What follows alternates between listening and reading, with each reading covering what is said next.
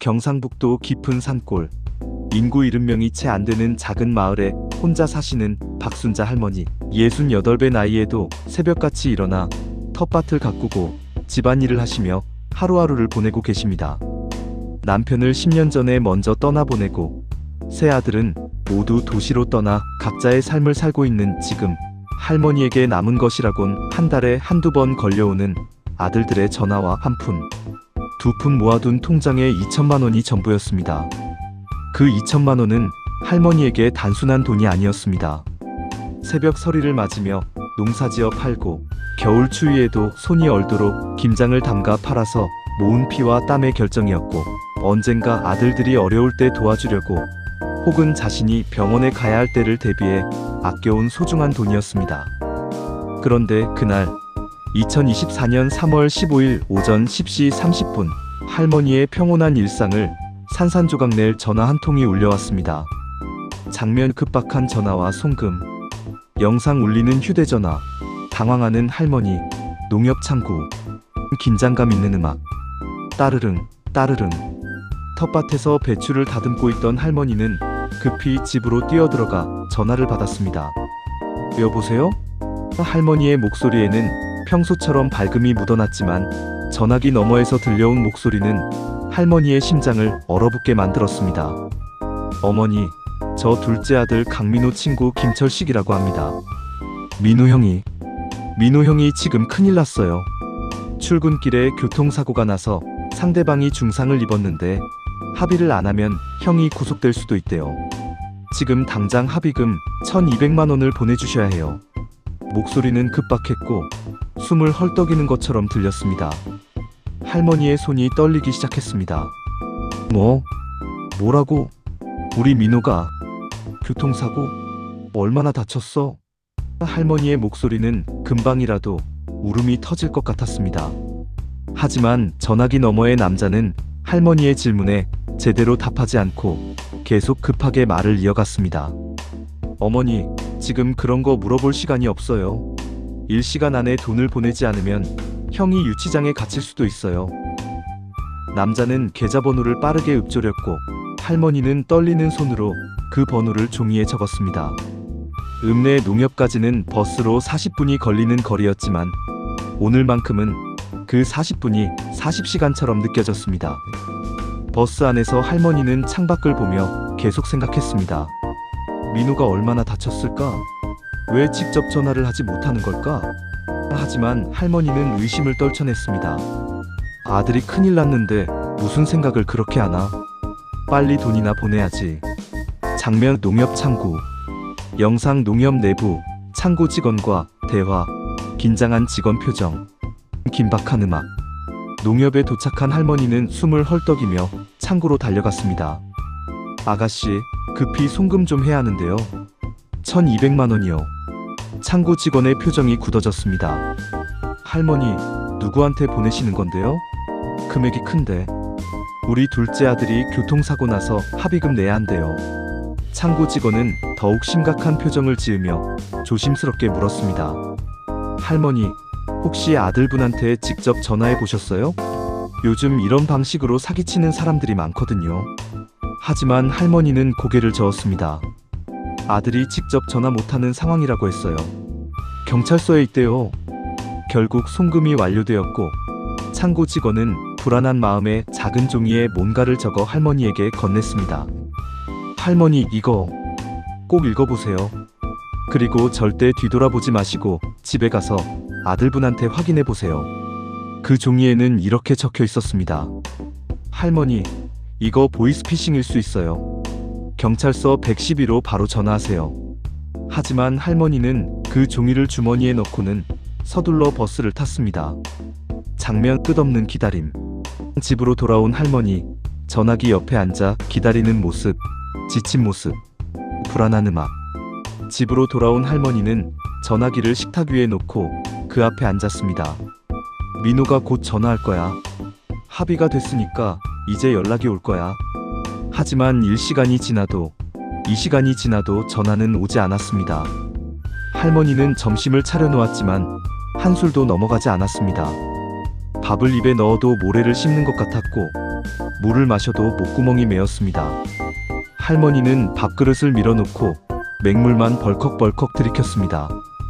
오후가 되고 저녁이 되어도 전화는 오지 않았습니다. 할머니는 민호에게 전화를 걸어보았지만 현재 전화를 받을 수 없습니다라는 기계음만 들렸습니다. 밤이 되자 할머니는 방에 불을 켜고 전화기를 무릎 위에 올려놓았습니다. 눈을 감으면 민호가 다친 모습이 떠올라 도저히 잠을 잘 수 없었습니다. 할머니는 그렇게 밤을 뜬 눈으로 치새웠습니다. 새벽 6시, 어느새 날이 밝았습니다. 할머니는 전화기를 옆에 두고 먼 산만 바라보며 냉수만 벌컥벌컥 마셨습니다. 속이 타들어가는 것 같았습니다.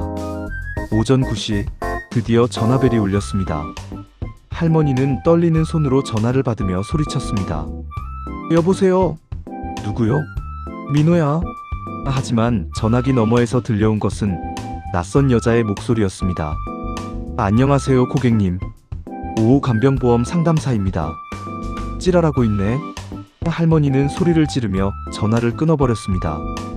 장면 마이너스 이장님과 진실. 영상 마을 이장집. 전화통화. 충격받는 할머니. BGM 충격적인 음악. 더 이상 혼자 견딜 수 없었던 할머니는 마을 이장님을 찾아갔습니다. 이장님, 저 좀 도와주세요. 할머니는 어제부터 있었던 일을 자초지종 설명했습니다. 민호가 교통사고가 났다는데 합의금으로 1,200만 원을 보냈어요. 근데 어제부터 지금까지 전화 한 통이 없어요. 이장님의 표정이 심각해졌습니다. 순자씨, 이거 보이스피싱 같은데요. 일단 민호 씨한테 직접 전화해 봅시다.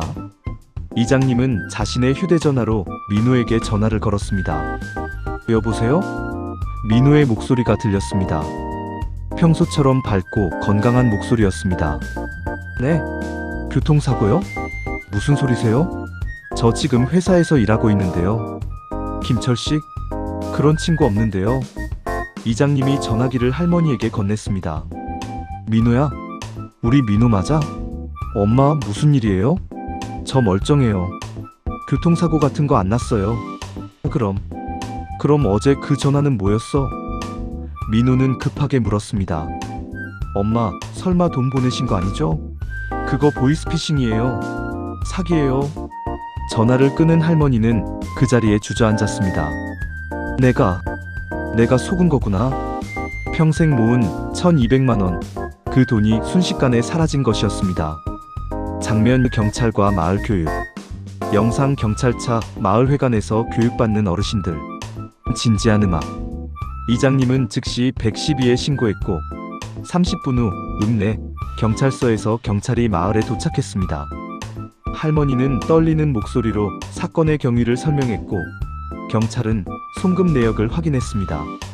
할머니, 전형적인 보이스피싱 수법입니다. 안타깝지만 이미 송금된 돈은 범인들이 빼돌렸을 가능성이 높습니다. 그래도 수사는 진행하겠습니다. 경찰은 이장님에게 제안했습니다. 이 마을 어르신들을 모아주실 수 있으세요? 보이스피싱 예방 교육을 해드리겠습니다.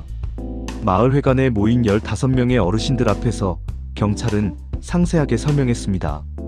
어르신들, 보이스피싱 사기범들은 자녀나 손주를 사칭해서 급히 돈이 필요하다고 속입니다. 교통사고 합의금, 납치 몸값, 의료비 등 온갖 이유를 대죠. 절대로 전화로만 듣고 송금하시면 안 됩니다. 첫째, 자녀가 급하게 돈을 보내라고 하면 꼭 본인에게 직접 전화로 확인하세요. 둘째, 모르는 계좌로 큰 돈을 송금하기 전에 가족이나 이웃에게 상의하세요. 셋째, 의심되면 무조건 112로 전화하세요. 할머니는 고개를 떨구고 경찰의 설명을 들었습니다. 내가 어리석었구나. 장면 아들의 방문. 영상 차에서 내리는 아들, 할머니와 포옹, 밥상. 감동적인 음악. 그날 저녁 민호는 회사를 조퇴하고 3시간을 달려 고향 마을에 도착했습니다. 할머니는 대문 앞에서 아들을 기다리고 있었고 민호의 차가 마을 입구에 나타나자 할머니는 비틀거리며 달려갔습니다. 민호야, 우리 민호야. 할머니는 아들을 꽉 껴안고 한참을 울었습니다. 민호도 어머니를 안고 눈물을 흘렸습니다. 엄마, 미안해요. 제가 자주 전화 못 드려서. 괜찮아, 괜찮아. 네가 무사한 게 다행이야. 엄마는 네가 교통사고 나서 다쳤을까봐, 감옥에 갈까봐 그게 더 무서웠어.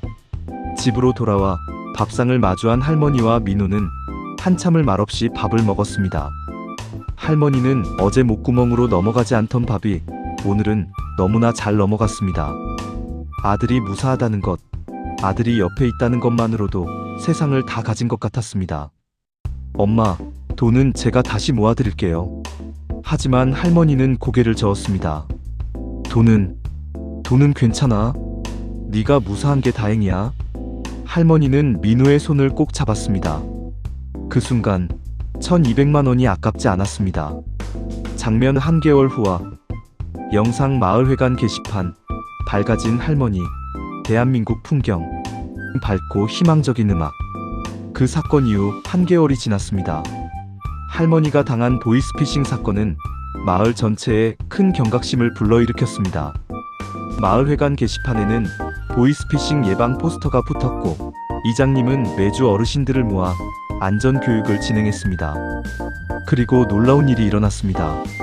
할머니와 비슷한 수법으로 전화를 받은 마을의 다른 어르신이 즉시 112에 신고했고, 경찰이 추적한 결과 사기범 조직의 일부를 검거하는 데 성공한 것입니다.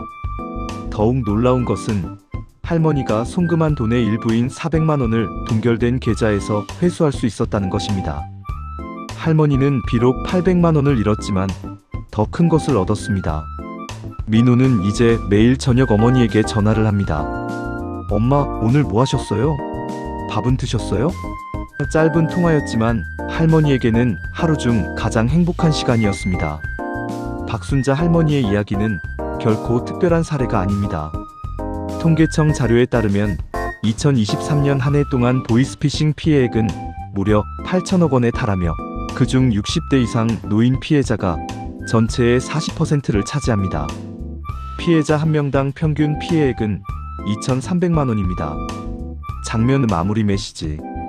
영상 가족이 함께 웃는 모습, 할머니가 텃밭에서 일하며 전화 받는 밝은 모습, 감동적이고 희망찬 음악. 할머니는 이제 이렇게 말씀하십니다. 돈은 다시 모을 수 있어. 하지만 그때 내가 더 걱정한 건 우리 민호였어. 아들이 다쳤을까봐, 아들이 감옥에 갈까봐. 그게 더 무서웠어. 지금 생각하면 사기범들은 바로 그 마음을 노린 거야. 자식 걱정하는 부모 마음을 이용한 거지. 보이스피싱 범죄자들은 단순히 돈을 노리는 것이 아닙니다. 그들은 부모의 마음, 자식을 향한 무한한 사랑과 걱정을 악용합니다. 그 사랑이 클수록, 그 걱정이 깊을수록 더 쉽게 속아 넘어가게 만듭니다. 그렇기에 우리는 더욱 경계해야 합니다. 그리고 더욱 자주 사랑을 표현해야 합니다. 엄마 사랑해요. 아빠 건강하세요. 이 짧은 말 한마디가 부모님을 보이스피싱으로부터 지키는 가장 강력한 방패입니다. 오늘 이 영상을 보신 여러분, 지금 바로 부모님께 전화하세요. 오늘 뭐 하셨어요? 밥은 드셨어요? 이 간단한 질문이 부모님의 하루를 밝게 만들고 동시에 사기범들이 파고들 틈을 막아줍니다. 그리고 기억하세요. 의심되면 주저하지 말고 112에 전화하세요. 봄이 왔습니다. 할머니는 다시 텃밭에 씨앗을 뿌립니다. 잃어버린 돈은 아프지만 할머니는 다시 일어섰습니다. 전화벨이 울립니다. 할머니는 흙 묻은 손을 닫고 전화를 받습니다. 여보세요? 전화기 너머에서 민호의 목소리가 들립니다. 엄마, 저 민호예요. 오늘 뭐 하세요? 할머니는 환하게 웃습니다. 응, 텃밭에 고추 모종 심고 있어. 올해는 고추 농사 대풍이겠다. 이것이 바로 우리가 지켜야 할 일상입니다. 평범하지만 소중한, 아무 일 없는 하루하루. 사기범들은 이 평화를 노립니다. 하지만 우리의 경계와 사랑으로 그 평화를 지킬 수 있습니다. 박순자 할머니의 이야기가 한 사람이라도 보이스피싱 피해를 예방하는 데 도움이 되기를. 그리고 오늘 이 영상을 본 모든 분들이 부모님께 전화를 거시기를 진심으로 바랍니다. 감사합니다. 보이스피싱 예방 3대 원칙. 1. 급하게 돈 보내라는 전화 반드시 본인에게 직접 확인. 2. 모르는 계좌로 송금 요구 가족 이웃과 상의. 3. 조금이라도 의심되면 즉시 112 신고. 보이스피싱 신고 상담 전화. 경찰청 112 24시간. 금융감독원 1332. 당신의 작은 관심이 부모님을 지킵니다. 오늘, 지금 부모님께 전화하세요. 엄마, 오늘 뭐 하셨어요?